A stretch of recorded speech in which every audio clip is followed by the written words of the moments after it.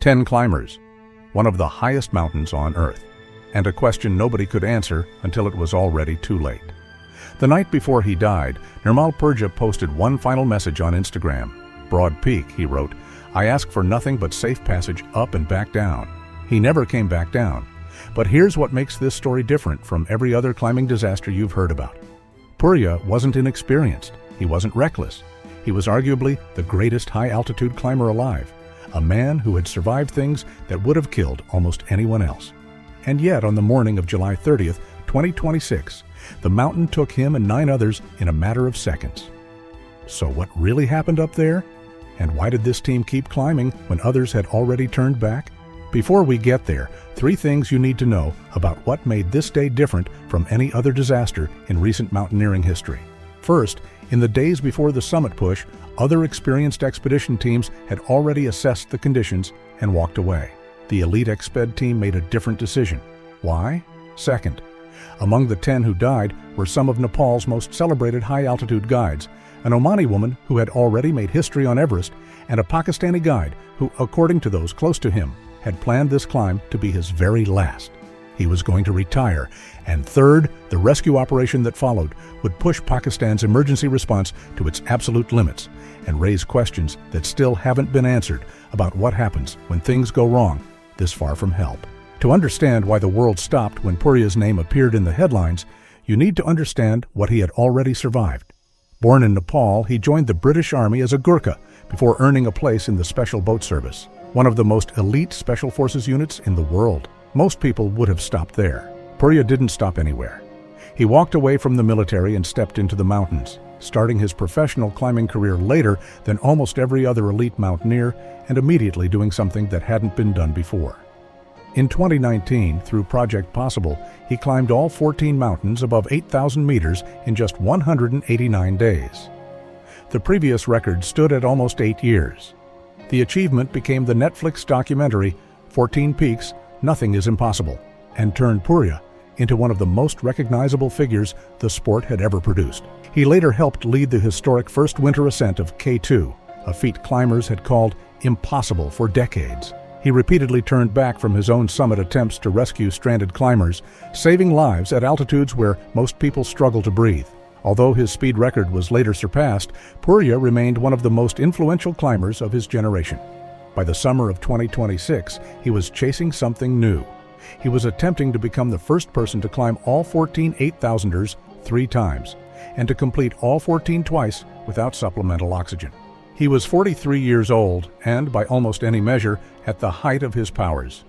He had one more mountain to deal with before the season ended.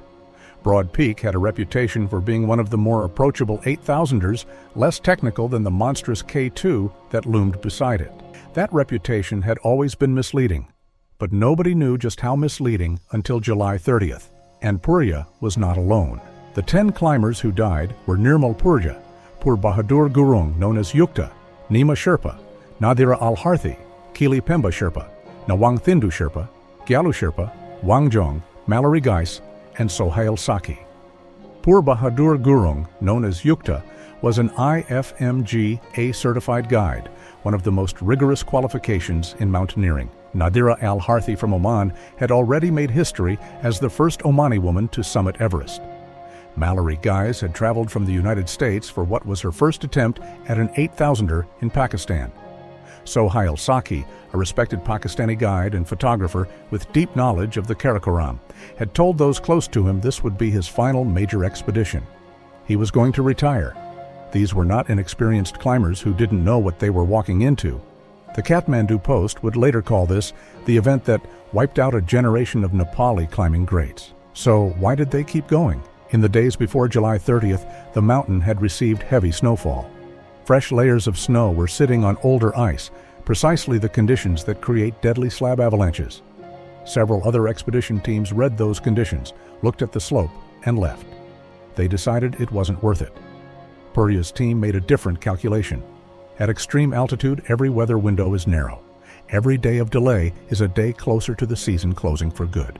And when you are one of the most experienced high-altitude teams ever assembled, you have survived marginal conditions before. You have pushed through risk before.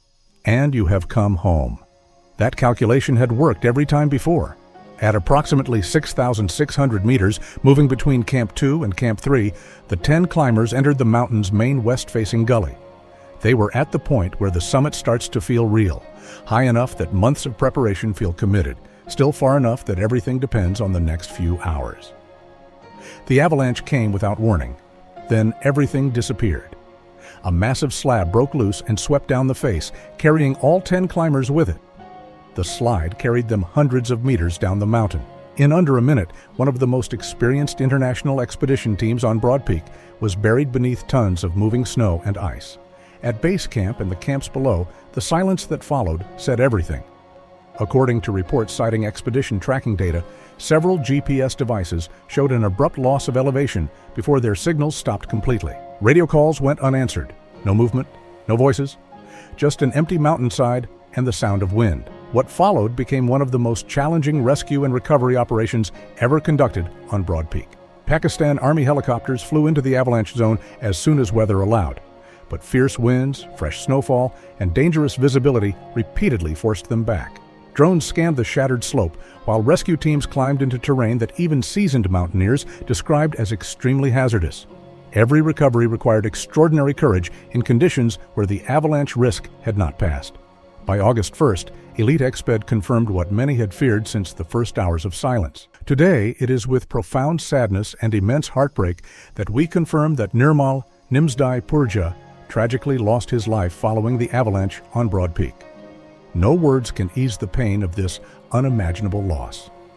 All 10 were dead. The tributes that followed reflected how far beyond the climbing world Purja's story had reached. Prince William posted on X, "I was truly saddened to hear of the tragic death of Nirmal Purja and those who lost their lives in the avalanche on Broad Peak. Nim served with distinction in the British Armed Forces before becoming one of the world's greatest mountaineers, putting Nepalese climbers on the map. His relentless pursuit of what seemed impossible, combined with his humility and selflessness, made him truly unique." From the mountaineering world, Reinhold Messner, the first person to climb all 14 8,000ers, expressed deep sadness over the tragedy, offering his condolences to the families of all 10 climbers and saying Nirmal Purja would be remembered for the extraordinary life he lived. In Kathmandu, candlelight vigils were held for all 10 victims. Nepal's Prime Minister said the deaths had shocked the nation. For the families of Yukta, Nima Sherpa, Kili Pemba Sherpa, Nawang Thindu Sherpa, and Gyalu Sherpa, guides who had spent their lives helping others reach summits they could barely imagine. The grief was carried by an entire community. Broad Peak has long been considered one of the more approachable 8,000ers. That reputation did not survive July 30th, 2026. What happened on that slope raises questions the mountaineering world has not finished asking. About the guides who carry the highest risk so others can stand on the highest ground. About what it means to press forward when the teams around you have already turned back. About whether experience, even the most extraordinary experience in the sport, can ever be enough. Nirmal Purja spent his life proving that impossible goals could become reality. He asked Broad Peak for nothing but safe passage. The mountain gave him none. That question about the guides who carry the greatest risk so others can reach the summit, that story is on screen now.